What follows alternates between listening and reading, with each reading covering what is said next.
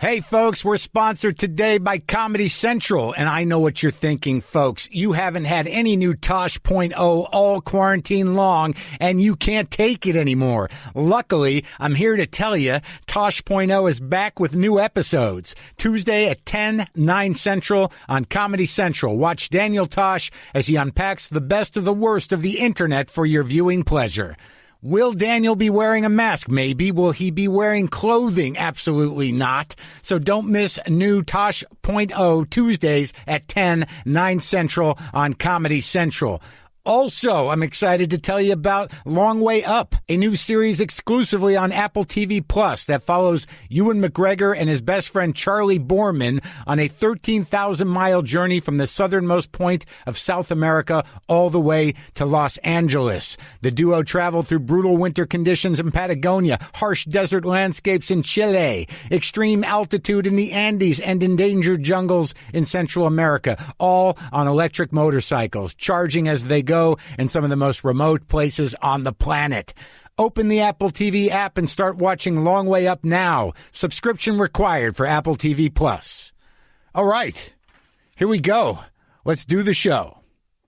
Yeah, we're saying that again. Lock the gate!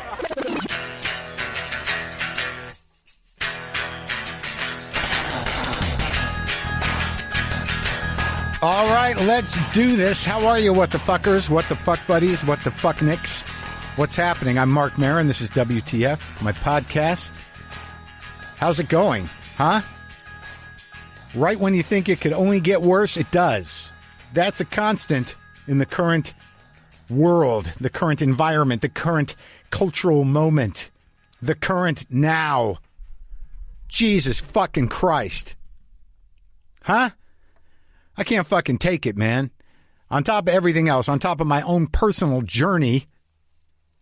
I like how we use that word journey. Hey, life is a journey, man. It's not about meeting your goals or getting everything you want. It's the journey, man. It's about the journey. Enjoy the journey. I got to be honest with you. I think the journey's not great right now. I think that the vessel we're on, not terrific. Tough to appreciate the journey. Maybe if I'm looking back and I'm like, I can't believe our bus made it through that shit. That'll be nice. Then I could see the journey thing. But right now, on the road, on the edge, on this fucking crumbling dirt road of democracy, in a bus that's overcrowded with people that are trying to have hope, and some are crying in the back of the bus, and the sound system doesn't work, and the driver is sweating. Not a great journey.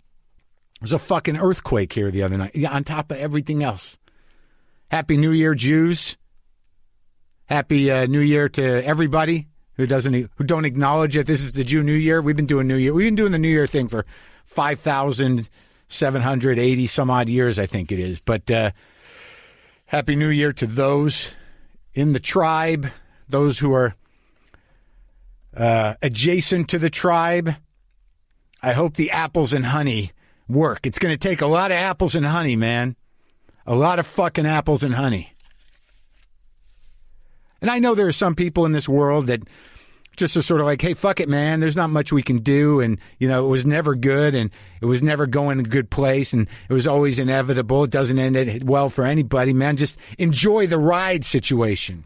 All right, I get that, but the ride stinks right now. It's a shitty amusement park. It's a fucked up, broken ride. And it doesn't look like the fucking guy is even at the controls anymore.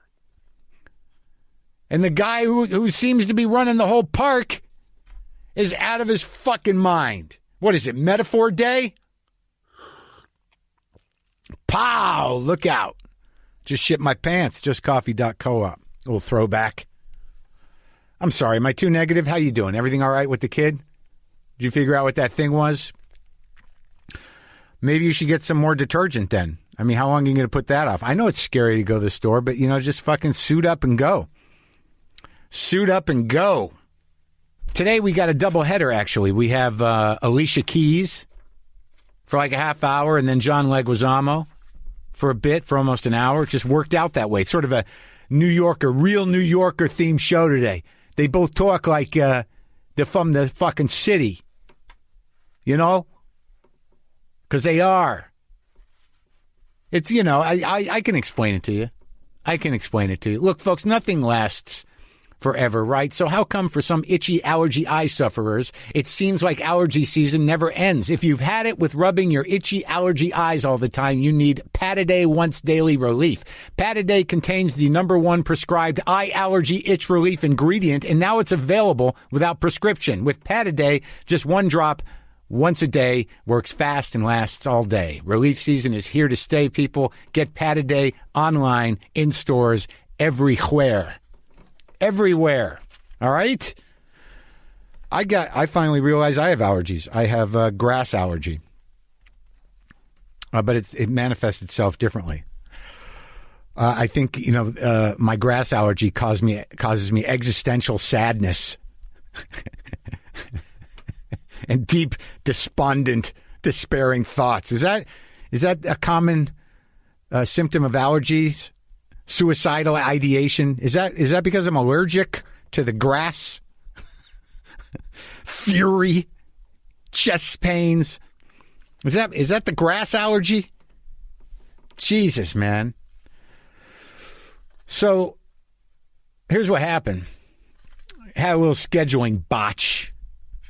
I somehow my doctor's appointment didn't show up in the calendar, and I made it months ago, and I needed to go, and it kind of cut into the Alicia Keys time a little bit, so we pushed it 15 minutes, which was fine. But then I actually got back in time, but they couldn't push it back, and she only had an hour to begin with, and then she was running 15 minutes late. So point being, we got about 30 minutes, and I was focused. Now, this is like one of those learning experiences, really for me in the big picture. I didn't grow up with the Alicia Keys.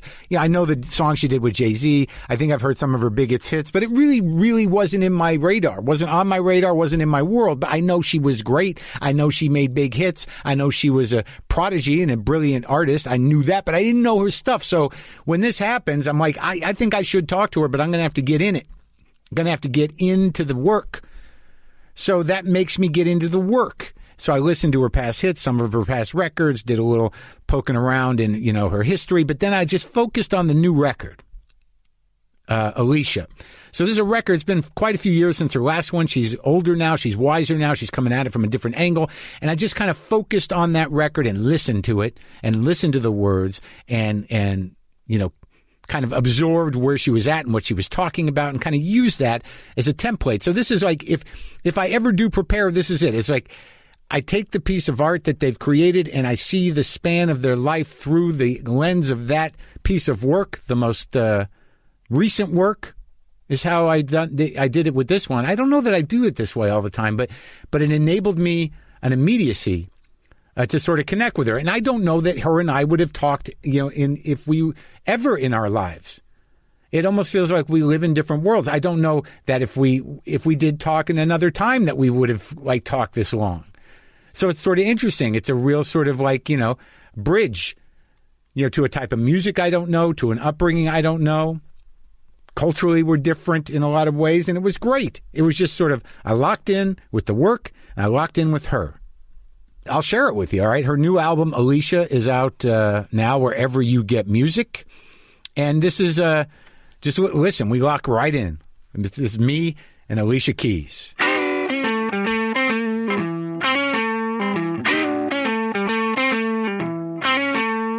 Hi, Alicia. Okay. Hi, Mark. How you doing? I'm good. How are you?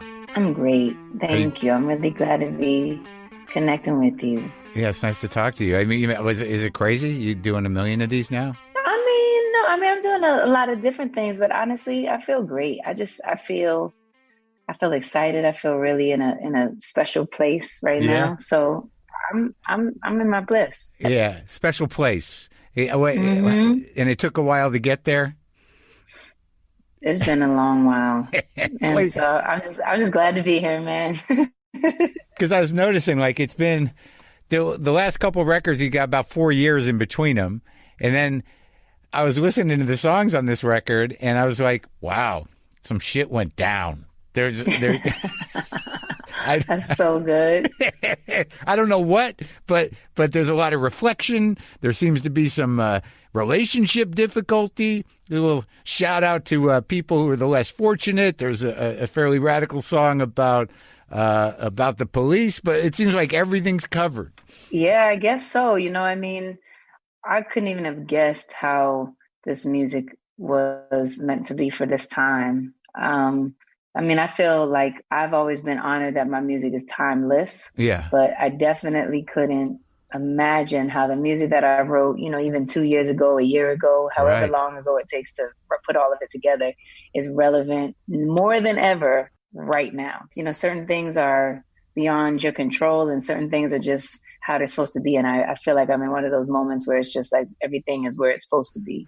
Right. Well, sadly, a song like Perfect Way to Die, remains forever relevant until change comes, I really can't wait because it's like, I really know that there's so many of us that don't want to see that same situation played out. We don't want to see this blatant disrespect for Black lives. And we daily, it's like a barrage of like too much and it's not right. So I really can't wait for us to collectively decide to just never do that again. And it's interesting because you grew up in New York and you grew up like in a part of New York that was rough.